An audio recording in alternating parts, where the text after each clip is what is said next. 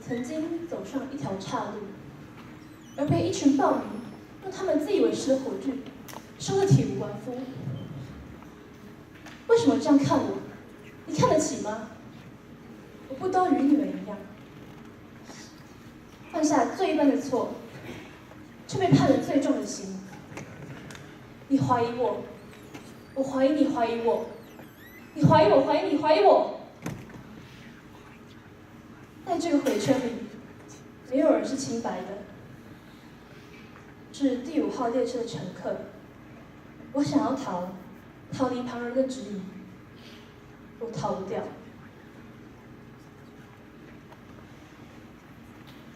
接下来是由博婷带来的短讲 ，Monica Lewinsky, Passion de Freude, Pause Action。How many of you were born before 1998?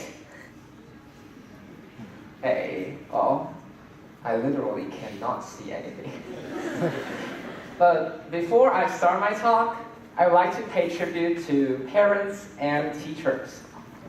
Your kids might have dragged you to see Finding Nemo when they were little, and now they're squirting you out of their bedroom when you want to watch 50 Shades of Grey. And also, I made a Venn diagram about it. Audience here over 20 and people who don't know how to use Instagram. And as you can see, this circle gets really close. It takes a while to do this. So here's one thing. Parents are worried about our activities online, like safety, privacy, exposure under bad media, but let's face it, we kids don't really care. However, there's one topic that we both agree is an important issue, and that is the idea of cyberbullying. Now, a lot of you probably believe that cyberbullying only happens to our generation, yet that is not correct. Ever since the internet was open to the public, we anyways got affected to some point in our life. And that's also where cyberbullying, or you can say online shaming, started.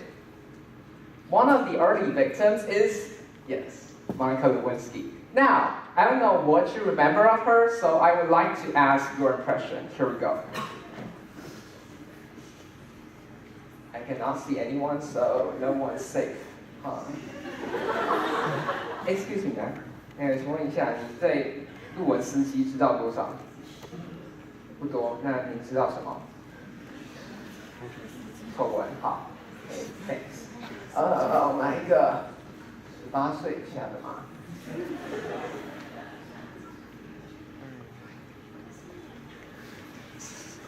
？Hello. 让我问一下，请问您对路文斯基知道多少？不知道，好，谢谢。Okay, anyone interested? Go Google yourself. Yeah, that story would take a very long time. But a lot of you, this is a big news in the US, but it didn't come from any major news channel. In fact, it was first from an online website named Drudge Report. If you don't know what Drudge Report is, think of it as La Vida Extravagance, which is an obvious word of the wrong spelling, magazine, or the decent named The Cash Report. Although in this case, both of them are fake news websites, and you should definitely not look up for either of them. However, this small website is enough to blow up one of the greatest moments, historical moments, that's not really great, in the 1990s, and anyone involved would be publicly discussed fast and widespread for the first time. But today, the talk is not about what happened in 1998. Rather, it's what happened after 2014. So, I will dissect the talk into 3 parts: the cause, the actions, and the effect. So, here we go. Yep. This is Tyler Clementi. He's a freshman at Rutgers University. Fact number 1, he's an excellent violinist. Fact number 2, he's gay. And so one day his roommate was very curious about whether he's really gay or not, so he set up a small webcam, and then he snuck into the other room, and then watched from the webcam, obviously, and he witnessed Tyler being intimate with another man. And so he posted a video on Twitter. Everyone then were saying things about him, like any bad adjectives about him. Okay. But it all mattered to Tyler a lot. Or you could say it doesn't matter. Because a few days later, Tyler jumped from the George Washington Bridge.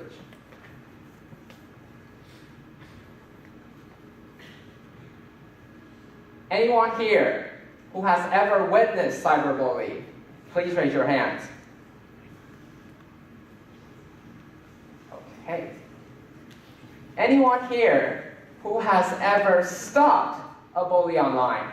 Keep your hands in the air, please. Or in this case, maybe you should just shout out your name. Yeah. Anyone? Hello?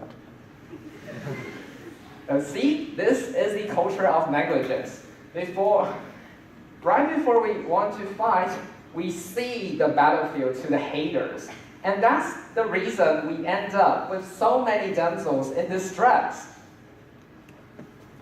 In fact, we have already lost a Taiwanese actress, a Chinese actor, a US teen who's not gay, a US teen who's reported to be lesbian, an English football player, a Korean actor, and a Canadian girl. Although in this case, both of them, actually all of them, are real people. I even exclude out some photos because their stories are so sad that I don't even want to list them. So Lewinsky thought, maybe she could use her experience of being shamed online to help those who seem to be stuck inside. And that's how her career began. The actions. It's just a timeline. It's very time-consuming and meaningless. So if you want to know more about her accomplishments, go to our Facebook page, click on my post, and there are 2 links. Remember, it's the first one. And then I will provide a full timeline for you. Okay, so we'll jump to the third part. It's been 20 years since the Lewinsky scandal, or you say the Clinton impeachment, and people will still talk about it. In fact, just today, on a late night, Bill Clinton is on to talk about it again. That's crazy. And some people even still want to joke about it, like Twitterverse. Apparently, Monica Lewinsky won't be voting for Hillary Clinton this election. The last Clinton presidency left a bad taste in her mouth. To some people's disappointment and others people's relief, I was explicitly told not to explain the punchline.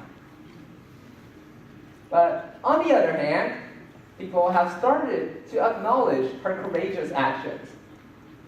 Like Sue Shep, a writer, she wrote, "I admire people who are able to take back their narrative, combat online hate, inspire others to do the same by sharing their own stories." We'll just let out credits. So, after 2014, Lewinsky didn't just, forget my snapping, support the online shaming victims by speaking out. She also had taken the route from where it all began by creating a better environment on the internet.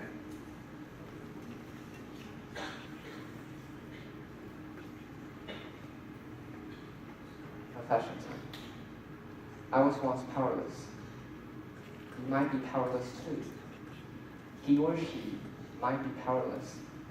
And even we together were still powerless because we knew power was in the hands of billionaires, politicians, and celebrities. They created a world they want to live, and they envision a world they want us to live. Now, I'm still powerless. You may be powerless too.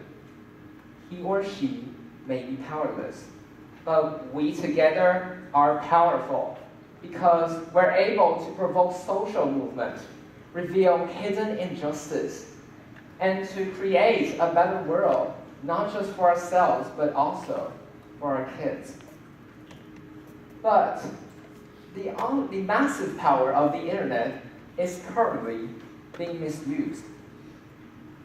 A lot of people, thousands of people, are being shamed online because, as others claim, they're exercising their freedom of speech.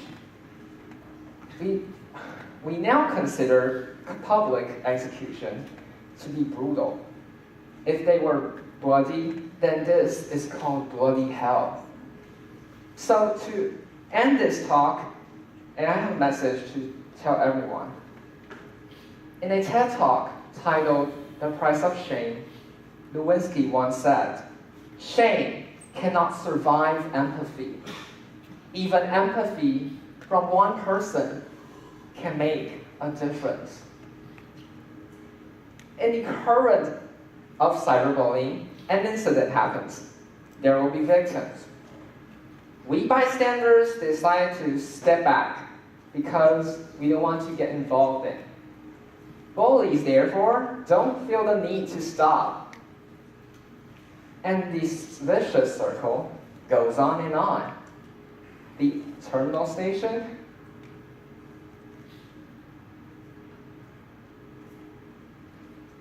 are so many devastating news that we seem to have no solution. But we can do this.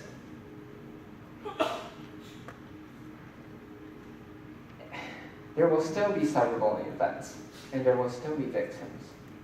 But instead of stepping back, we can try to step in.